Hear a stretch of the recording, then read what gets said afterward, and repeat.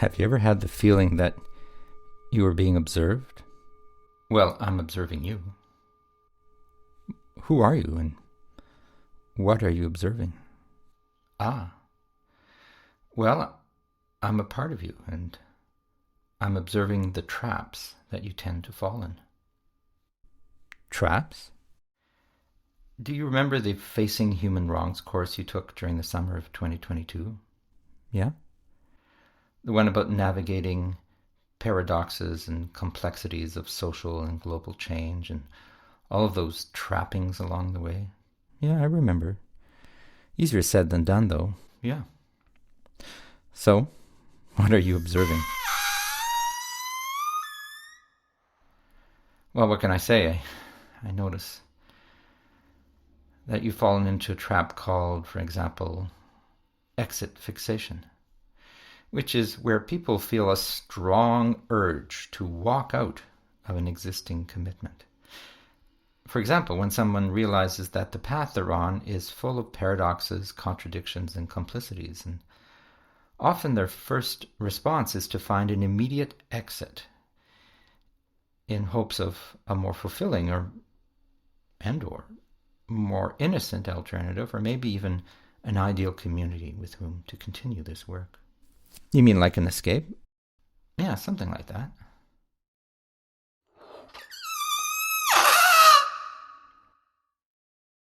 By the way, where are those balloon sounds coming from? Oh, that's from your imagination. Oh. Well, it sounds like... Well, it could be anything, couldn't it? All right. Anyway, what else do you see? Well, I see a trap called proselytizing, which happens when people try to teach and convince others that a particular issue of interest should be the most important thing for everyone. Oh, wait a second. I do that all the time as a climate activist and with my art and ecology podcast. Of course you do. And well, you should, no worries. But the danger is that your work could be perceived as an effort to assert moral high ground.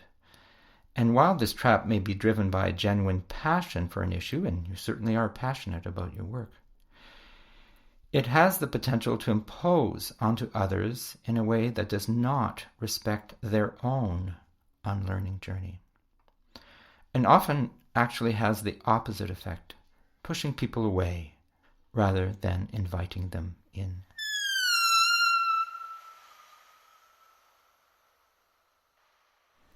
Yeah, I see that. Let me think about it.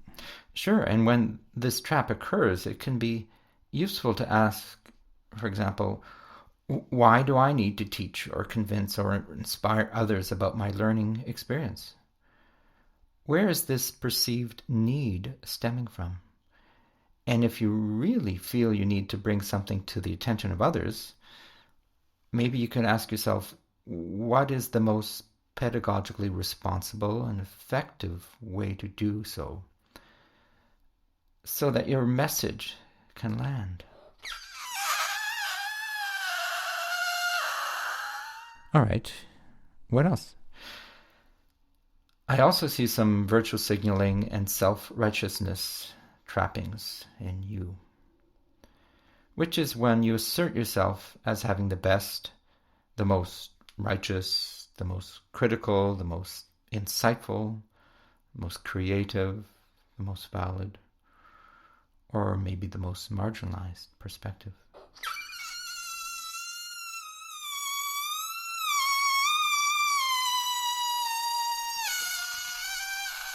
Now, this approach tends to be focused on wanting to be seen in a certain way by others or by oneself, and may be motivated by a desire to minimize or deny one's complicity in harm.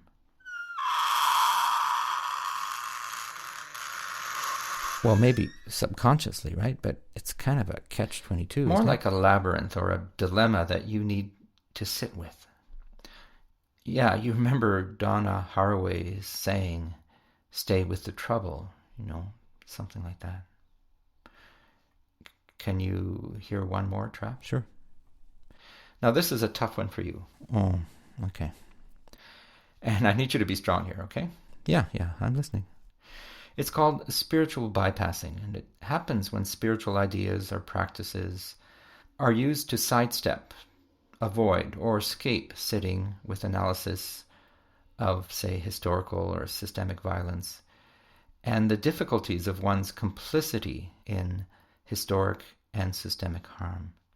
Do you know what I mean? Yes, I think I do, but I don't think I do this. Well, maybe not consciously, but spiritual bypassing often manifests itself along cultural appropriation, which is something you think about every time you record a soundscape with that microphone of yours, right? Ah, I see what you mean. You're quite a good observer. Well, thank you, and right back at you. Think of me as a guardian angel. Or the devil. Oh, whatever.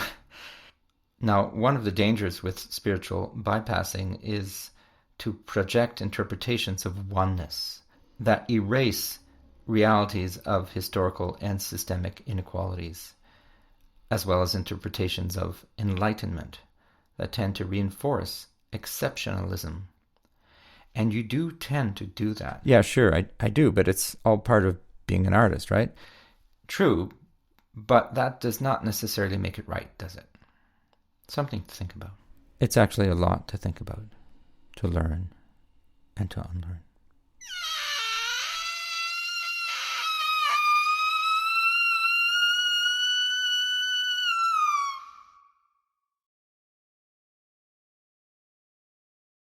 What are the traps in your life?